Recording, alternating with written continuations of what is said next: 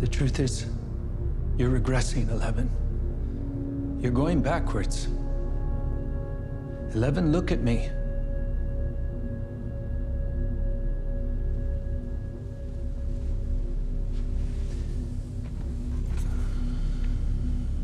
Look at me. I know you're frightened. You're terribly frightened by what you've seen.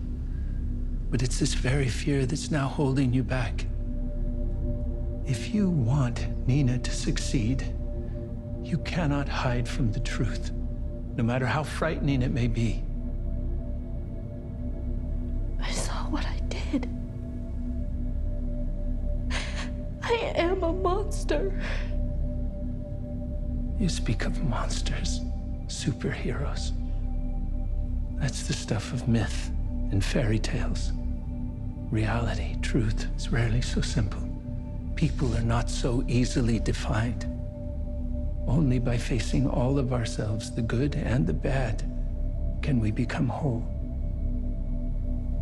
What if I don't want to become whole? Then that is a choice. Your choice. The door is always open. This place is not a prison. This is. You chose to trust me once. I'm asking you to trust me again. Journey with me into the past one last time. Stop hiding, 11. Stranger, danger, talking stranger things. Together, forever, we're loving stranger things. It's Stranger Things Forever. Rewatching season 4 from the start to the finish. It's Stranger Things Forever. Every podcast we do will cover just 10 minutes. Stranger danger everywhere. I hope that you people still care. It's time for me to do it. Let's get to it. Come on, everyone.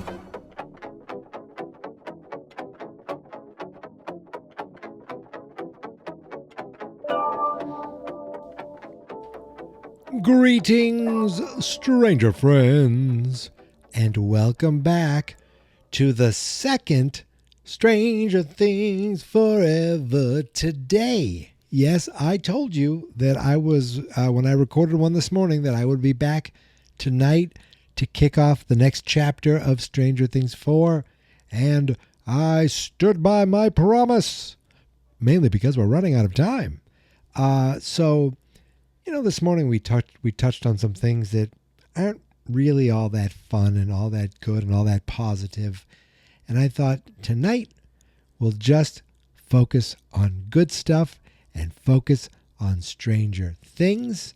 One thing I did want to note is that today I saw a video that Stranger Things posted on all their social media. Gabe, what are you doing? I am getting ready for Stranger Things Day. Stranger Things Day? Yeah. You know, November 6th. The day Will Byers went missing. Yeah, dude, you don't know what Stranger Things Day is? Really? Mouth breather. Remind me, what are we doing this year? We're celebrating with our fans. Yeah, you know, they share art and memes. We give them cool things, too. Like news or, merch. Big announcements. Oh, definitely. I mean, Stranger Things Day 2025 is going to be the best one yet. This one is kind of a big deal. Awesome. What should I do? Prepare. Yes, folks, we are just 3 days away from Stranger Things Day, marking the day that Will Byers was kidnapped by the Demogorgon. A day where, for years, you probably thought Will just was in the wrong place at the wrong time. But I talked about this when we talked about the trailer. William, one last time, we're going to work together, you and me, friend, mano a mano. I feel like either in the moment he was taken or the reason he was taken, some sort of connection was made. and it will be explained. And it's either, ever since I was taken, there's been some sort of bond between me and Vecna, which, that seems pretty self-explanatory. You always see those little goosebumps. But I also just predicting that he was taken on purpose. He was taken specifically because of what, that I couldn't come up with a reason. But I feel like I want it to be like more like it was always you, William. You were always chosen. You were always this way. I could sense you from the other side. But then again, that doesn't, when I see it that way, you feel like Vecna would probably be looking to avoid 11. I was going to say maybe trying to target 11, but probably looking to avoid 11. And when you think about how we know who Vecna is and Vecna's connection with 11, that guy must be looking from the upside down all these years and seeing, oh my God, she beat me again. What the heck do I have to do to best this girl?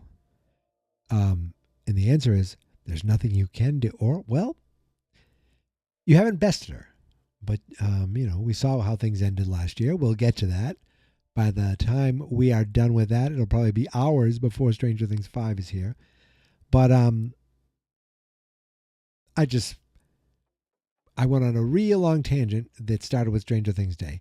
And that's just me again surmising, whatever, that perhaps Will being taken wasn't random. But November 6th is not random because that is the day that he first went missing. And every year Stranger Things seems to commemorate that with something. What that could be this year, I really don't know because we already got trailers and we have a date. Like we have everything we need. So when they say like announcements and news or like surprises or I just don't know what that could be unless it's something to do with the cartoon or the spinoff. But I don't think that's even fully developed yet. But I think the cartoon, the animated series could be. So maybe something from that. Or some sort of video game, probably. Like some sort of product where you can get, maybe they'll talk about the books that are coming out.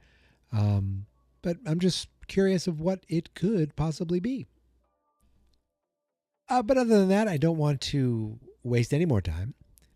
I want to get to the first part in the next chapter of Stranger Things 4 as we start and talk about the first 10 minutes of The Massacre at Hawkins Lab. So we pick up right where we left off, Steve in the Upside Down fighting, well, not fighting, being pretty much beaten, being bested by the Demobats. He's got a vine around his neck. He's got bats biting him here and there and everywhere. And you think he's in a lot of trouble. And then one of the bats goes flying. And who's there swinging an oar but Nancy? She's soaking wet. Her hair is down. I like that look. And she's there. And of course, what I love about her is when you think of the trajectory of this entire series, no one has had more character growth than Nancy. No one. Even Steve. Steve went from a guy that we didn't like to a guy we love, but he was slightly less of a prick, but he's still kind of Steve. Where Nancy went from like, the girl who had a crush on Steve to like a a stereotypical teenage girl in love to all of a sudden just like wanting to be, being part of the story, being part of the news, like, and not shying away from things and leaning into things and all of a sudden being like, like the weapons expert. Like, I mean, it was just her growth to being Nancy, to being basically badass Nancy has been exceptional. Is that the right word? I don't know, but it's my favorite. I don't, maybe it's not the biggest, maybe it's not the best. It's my favorite character arc of the whole series. Everyone else I love them, but they've been themselves. I feel like they've been who they are, true to themselves, pretty much most of the series, where Nancy has really evolved. And part of that is there's 3 people there, and she's the one swinging the oar to save Eve. But then they're all in it. They are fighting these monsters. They're not just fighting them. They are killing these monsters, these animals, these demobats. And Eddie is like, he's freaked out the most. The other 3, they've dealt with demons in the past, so it's not that big of a deal.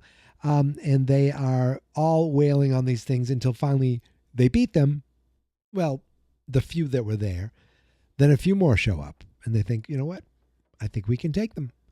And then a crack of red lightning, they look up, and there's, 50, 60 more coming, and a bunch. It's like a flock of demobats.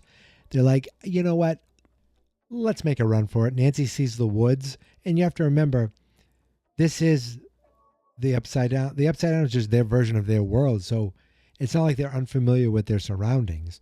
Now, Nancy's been in the Upside Down before, and I was trying to think how many of our original characters have been in the Upside Down.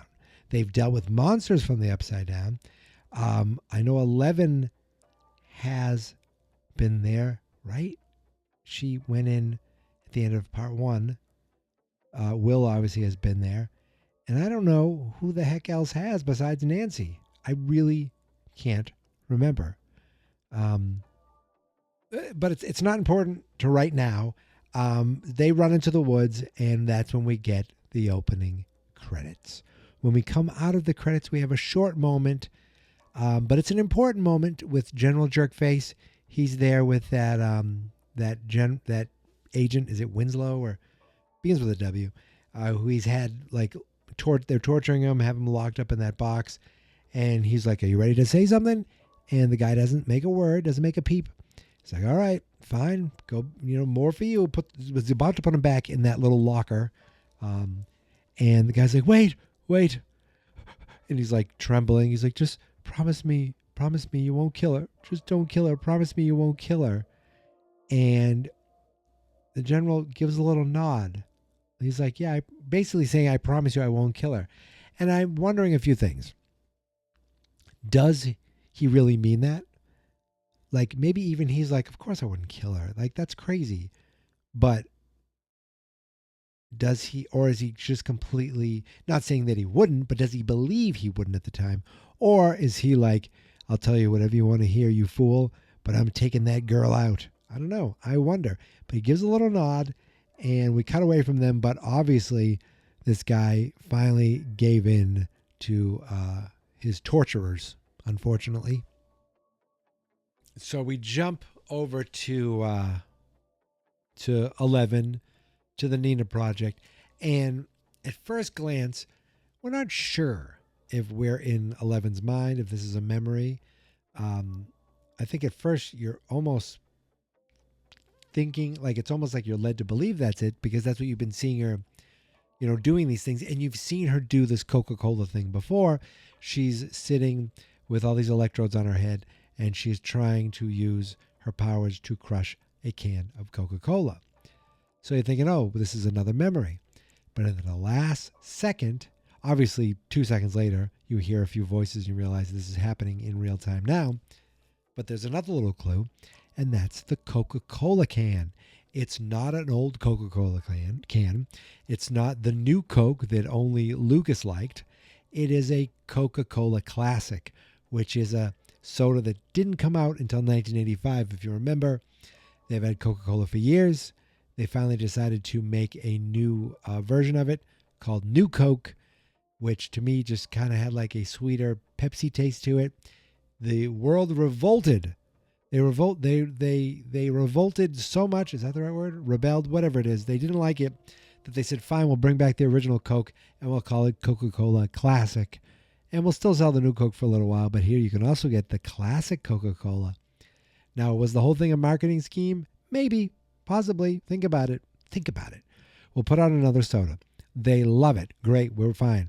They don't love it. All right, great. Here's plan B, and that's to bring the classic one they like back and give it another name, and oh, look at that. And people go goo goo gaga for it. I don't know. But I do know that 11 could not crush the can. She seemed frustrated with it. we see in this little room that they're watching her, Owens and Brenner. And Owens is like, we're running out of time. Hawkins is running out of time. And Brenner's like, yeah, I understand the stakes. He's like, do you? Because sometimes I wonder if we're not just doing this so you can have a little father-daughter time. And you can see Brenner, like, it really bothers him. And Owens, you realize now that Owens is the person funding all of this. He's like, I've given you all these resources.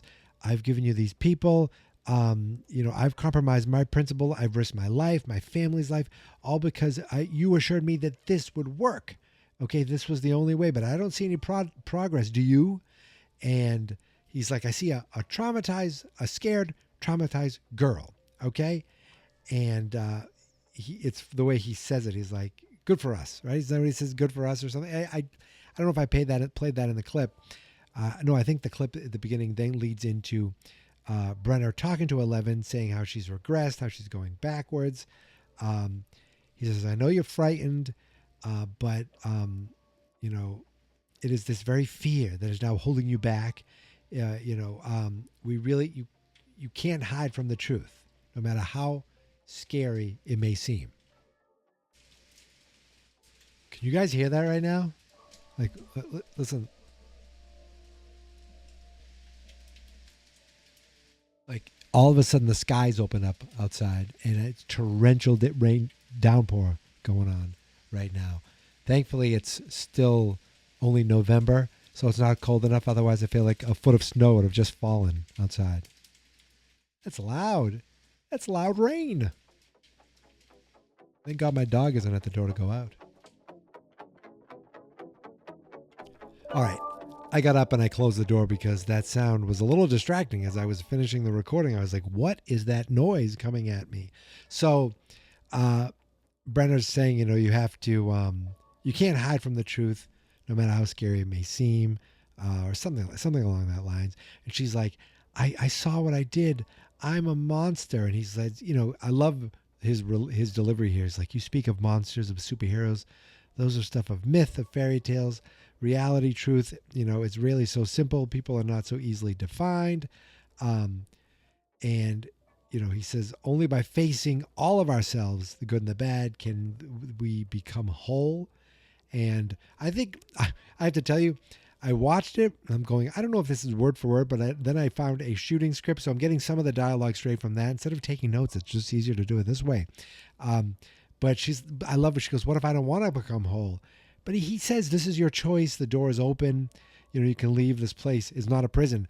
Except when she tried to leave. Well, you know what? The elevator did open, but those guards chased her down and grabbed her. So you're telling me it's not a prison now? But like 2 days ago, it seemed like it was a prison. And he's like, this place is not a prison, but he taps her head. He goes, this is. He goes, you chose to trust me once. I'm asking you to trust me again. Journey with me into the past one last time. And she is like, she looks over at the suit. She's like, okay. And we see Owens as she's getting in the suit, getting that, whatever that injection is, some sort of sedative, some sort of hallucinogen. I really don't know. And we see him just kind of watching, he seems a little concerned about what's going on. And she is getting ready to go into the tub. As we see her doing that, we see Brenner going into his room, his vast room of VHS tapes. I mean, this looks like either a guy with an incredible movie collection in the 80s or a creep who records everyone who he comes in contact with. And I guess it's at work. It's, and there's cameras everywhere, so you have to expect it. But I'll put Brenner more on the creepy side than the movie fan side. He goes over and takes a specific tape. And it's almost like, okay, I've been holding on to this tape. I've been waiting for this tape. But he brings the tape out, and Owens is like, how much time are we skipping here? He's like, you wanted progress? I'm giving you progress. So we jump back to Hawkins, and Lucas, Dustin, and Max they're all being questioned by the police. They're sitting there. I think the parents are all around. I think we're at Lucas's house because I think Erica is there. Unless Erica was with them already. So I'm not sure if we're at the Wheeler house. I don't know what house we're at, but the police are like, what exactly, were you all doing at the lake? And they just kind of look at each other. Max is like, we were going for a walk. And Callahan's like, a walk at 9 p.m. And then Dustin speaks up, to the lake. Like he says it in this high-pitched voice. And then, oh, that's it. That's the 10 minutes. But I do love that Dustin doesn't know how to lie, I think. Like he's very nervous, it seems like. And when he gets nervous, all of a sudden, this is a new thing that we've seen at least. And he realizes he has to come up with something. He doesn't sound that believable, but it is friggin' hilarious. To the lake. But that's the end of the 10 minutes. So what did we learn in the 10 minutes? Well, we learned that Steve's pals from the boat made it, and they've all made it. They all survived. They made it to the Upside Down. They saved Steve, and while there are a ton more Demobats coming, they ran off into the woods. We know that 11 is, nervous about what she might find out. She really thinks now that she caused this massacre. They don't tell her, but they do talk her into going into the tub, into the deprivation tank, into the Nina one more time. And then over in Hawkins, we see that Max, Dustin, and Lucas are being given a stern talking to by the Hawkins PD. That's it. That's the 10 minutes right there. But we're one step closer. We're in a new chapter, and if all things go well, we could finish this chapter this week. We're going to do it. We are going to do it.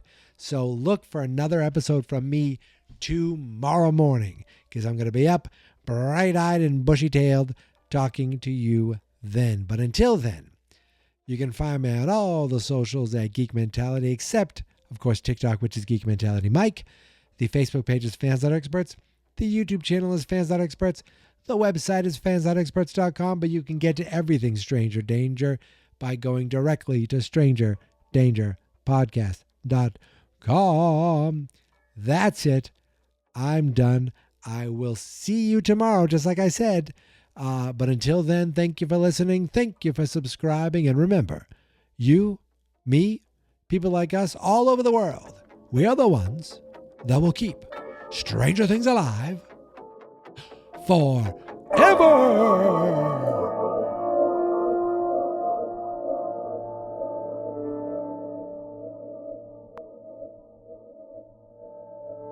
Fans not experts.